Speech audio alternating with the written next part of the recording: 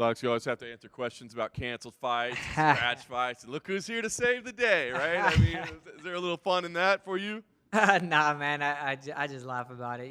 It's not. It is what it is. I just happy to be here. Nice. How did this one come about for you? I mean, obviously you fought just 8 weeks ago, so how did your name get in the mix, and how did this all come together for you? So I had put my name in for another fight. I think for the April 6th card, they were looking for somebody, and I was like, hey, I can make this weight. And didn't get back to me. So then when Manal got hurt, they called me and I said, yeah, my nutritionist was like, I was like, wait, let me call my nutritionist first.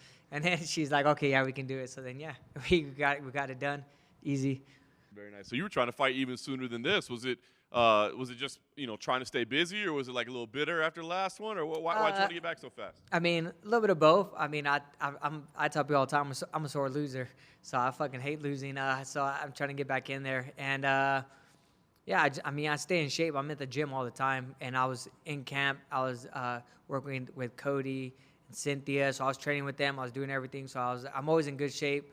So yeah, I was just happy to try to get back in there as soon as possible. And then they offered me that June 15th fight. I said, yeah. But I was like, in my head, I'm going to stay ready in case something happens.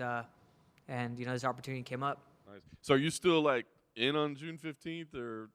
We'll see how this fight goes. You know what I mean? See injury. But, yeah, I'll be down. The more active I am, the better. I like to be active. Obviously, when I first got in the UFC, I think I fought 5 times under Zuffa. I was very active, So that's my goal, to get back to that and keep going. Nice. April 6th, was that going to be a 35 fight? No. Higher than that? No. I asked to fight at. They asked for 25. I was like, oh, I can make 130 because I think it was 5 days out or something like that. And I was like, I threw my name in there. It wasn't like they asked me. I was like, hey, I'm down. I was like, I can make 130, and they never got back to me. So I was like, okay. Was the crew at Acai Republic like, bro, we just got you back. What are you doing leaving again? Nah, they understand. They hold it down for me because, like I said, without them, that shop definitely wouldn't be running with me being there. They do a good job of keeping me on my toes and keeping me accountable for everything. So they do an awesome job. That's awesome, man. All right, we'll talk about Matheus as an opponent, kind of, what this fight presents for you as far as challenges. Matheus, he's a super nice guy. I've met him a few times, actually. He's actually been over at my house. Because one of my roommates used to train with them and stuff like that. So he's been at my house before and stuff like that. Him and his wife, they're super nice people. It's just business. I fought a couple friends in the game before, So for me, it's just business. We're not the best of friends. We're acquaintances, but he's a good guy. I think he's a hard fight for anybody. There's 2 different Nicolaus you get. You get the one that's kind of a little passive. You get the one that's aggressive, but they're both good. Very, good record. Good jiu-jitsu, comes from a great camp. So it's a tough fight, but I feel like I'm ready. You said you're not best of friends, but you are acquaintances. When you have matchups like that, do you reach out to the guy to just be like, hey, man, just let you know it's nothing personal, or do you just? Nah, I think he understands it. I think everybody in this spot knows that it's about business. You know what I mean? This is how we feed our family. This is how we make our money. So you know what I mean? Like I say, he's a great guy. Him and his wife are great people. And I had nothing but respect for him in that camp as well. And like I said, I'm excited to show what I can do. Nice.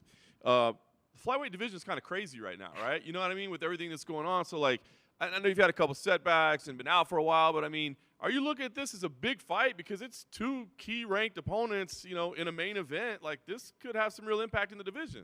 I feel every fight's important, right? The next fight's always important. The one after this would be important. I feel like in this division, any fight can get you a title shot, So, who knows? Maybe I'll go out there, have a great performance. Maybe I have to fight 1 or 2 more times, maybe 1 more time to get back in that title hunt. But like I said, I just keep fighting until they tell me what's next, you know what I mean? So I'm not really too worried about it. But like I said, this division, anything can happen. You said, hey, man, maybe I can go in June, right? So ideally, like you said, I know you're trying to stay busy. How many times would you fight this year? The more the merrier. You know what I mean? As long as I'm healthy, I'm good to go. I think the biggest thing for me is just being having to make some changes, obviously, in my training. I'm not as young as I used to be, so just making some training, putting recovery a little bit more ahead of certain things, So I think that's what kind of this last couple of layoffs and the fight cancellations kind of brought to me was like, hey, I got to focus more it's not always about the grinding. It's sometimes about the recovery stuff. So think I've been doing a really good job with that, especially with the help with the UFC PI. I bought a house out here, so I'm out here probably once a month. Just getting fixed up, making sure no major injuries, staying on top of everything. So I think that's helped me a lot. Very nice. Last thing for me, you said it. There's kind of two versions of Matheus as an opponent. So I don't know if you're able to instill your will. Like, what kind of fight do you think we see? I mean, do you want to go out and get something dominant like you've had, or is this are you expecting a grind? Like, what kind of fight do we see? I'm expecting a grind. I mean, he's tough. I mean, like I said, Perez and these guys have been there for a long time. I'm pretty sure they have a great game plan. They come from a great camp. So I'm expecting them to be tough. I'm expecting a 25-minute war. You know what I mean? He's a tough guy. He has knockout power. I've seen him drop people. You know what I mean? I've seen him, like, people don't understand. Like, I've watched him since, man, I think he fought Louis Samoka back in, I wasn't even in the UFC yet, I think, or maybe getting in there. So I've watched this guy fight a lot, and I've seen what he can do. I've seen his best versions of him, of this guy. You know what I mean? I think he lost to Brandon Royval, and man, I think I forget who else he lost to, but I mean, I think he's like 19-3, something like that. So he's a tough guy. So I'm expecting the best version of himself. Old school name, by the way, Dustin Ortiz. That's what I thought. I couldn't remember if it was him or not. But yeah, some old school guys. He's been in there with some of the best guys in the world from, the first generation of 25ers to even now. So like I said, I'm expecting him to come out the best he can come out, and I think he's gonna be more aggressive, especially because I took this fight on short notice. So I think he's going to be very aggressive, and, you know what I mean? I welcome that kind of fight. Alex, was it kind of bittersweet to, when Manel pulled out, obviously he talked a lot of shit when you guys were scheduled to fight, and then he pulled out, and then you replaced him. So was it kind of bittersweet? Nah, man, I don't pay attention to any of that. Like, I know he talked a lot of smack. Everybody's different. Everybody in the sport. I know guys that have to hate your opponent to fight. You know what I mean? Be like, I fucking gotta hate this guy. Like, yeah, I can care less. Like, whatever he says online, whatever he says on social media, to me, anybody, just not Manel, but anybody, it doesn't really bother me, because as long as you respect me when we're face to face, it's cool. If you don't like me and disrespect me at my face, I probably won't even do anything, right? If you come at me, start trying to fight me, that's different, right? But even if you don't like me, like, as long as I'm cordial with people, like, I'm not the best friends with people, but I'm pretty cordial. It's pretty hard to get me mad, get me ticked off. So wherever people say, people have asked me that question, like, how does it feel? I'm like, oh, man, it sucks. Hopefully Manel heals up, man. He's a good addition he's a good person in the division. And I've talked to him outside. He's a good person. That's the way he wants to make money, sell the fights. That's great. That's on him, I'm not going to put another man down for what he's doing to, provide for his family. It's not the way I am. I'm quiet. Really don't talk too much smack. I do my own thing, and some people have to do other things to motivate themselves. That's great. I mean, I'm not too worried about what people say, so it doesn't really affect me. Is it nice to have the flyweights headlining a card? It's kind of a rare instance. Yeah, man. I feel like the flyweights don't get enough credit, I feel like everybody in America feels bigger is better, But once those guys get past the big guys get past the first round, man, it ain't too much more in there, At least it's flyweights. We can go at least 15 to 25 minutes, and it's gonna be a fast-paced fight. And I guess just what were your thoughts when Steve Erceg got the title shot? So people have asked me that too, because obviously, if you look at resumes, Matheus has a tougher resume, I believe. He's fought more in the UFC, but he's fought Tim Elliott, fought Demetrius, and then I fought Pantoja. I fought Davidson, and then I've also fought Pantoja, so he beat me. But in this sport, you're just as good as your last performance, you know what I mean? Like, it doesn't matter what you did. Like I said, Steve went out there and did his job. He fought a ranked guy right out the back, beat him, then finishes Alessandro, and then comes in and finishes Matt Chanel, right? That's very impressive. Matheus went in there, and I'm coming off the couch after a year layoff, and it was a hard fought. I thought I won the fight. Obviously, the judges didn't see it that way, and I can't disagree with them. You know what I mean? But it wasn't his best performance. So this is also a business, so I understand. Like, hey, this guy's going in there putting people to sleep. Well, let's give him a shot. Why not? It's a business, but it's also fighting. But I think you're as good as your last performance, and he went out there and looked great. So when it's all said and done, who wins next weekend? Man, I give it to Pantoja with the experience, but Steve, he's tough, man. He has very crisp boxing. I was watching this with Chanel. He pulled that hook right out the back, and Pantoja has been shown to get hurt. And Steve, I seen him during fight week, and he's a big dude. I think I'm big for the division. He's tall. Nathan has very good boxing. You know, it's hard to say how he is in the ground and stuff because no one's taken him there yet. Like I haven't done any study on him, so I don't know if he's ever been taken down or anything. But man, he was looking like a stud. And but I got to go with Pantoja with experience, and he has a great camp at American Top Team. So I got to go with that. I know they're gonna game plan well. I know Pantoja's been wanting to fight in Brazil. You know, he asked for the fight, so you know he's training his ass off. You know, he's coming, you know, guns blazing. So it's, you know, I give it to him. But you know, I'm not saying Steve can't win. You know. Cool. Thanks, man.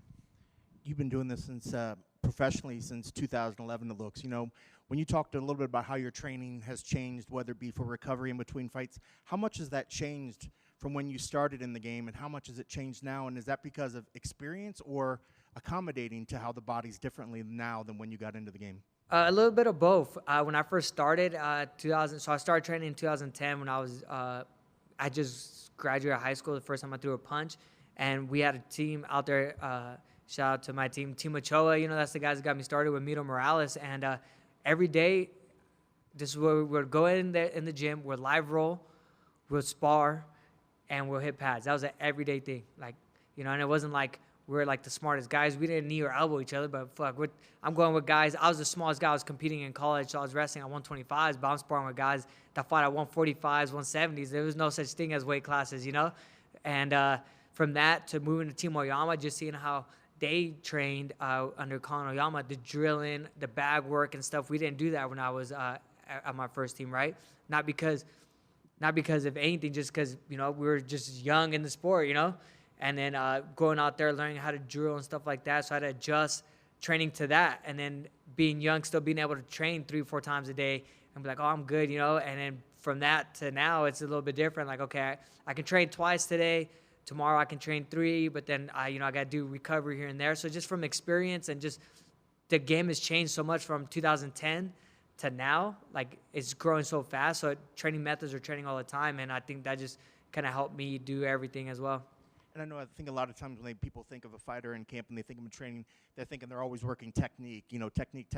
How important is strength and conditioning, and how much is that in the I guess if a percentage of what your fight camp is based around strength and conditioning? So what I feel like it makes me a little different, my training doesn't change while I'm in or out of camp. The only thing that changes is sparring. Like, I'm not going to spar. Like, unless someone has a fight like Cody, Ricky, Cheeto, some of those guys, or even my teammates from, you know, on the lower level guys, right? Some of the amateur guys, they got fights that need body. They need a body to train. Like, I'll go in there and spar with them. But if no one has a fight coming up, I don't spar, but I'm still in there wrestling. I'm still there doing jiu-jitsu. I'm still doing strength and conditioning. For me, we have to do so much. So I do 2 MMA days. I do 2 jiu-jitsu days, 2 wrestling days, and 2 kickboxing or just drilling days, you know. And I still do my cardio, you know, not obviously as intense, but I do a cardio. So my training really doesn't change too much, and I feel like that's what helps me being able to take these fights.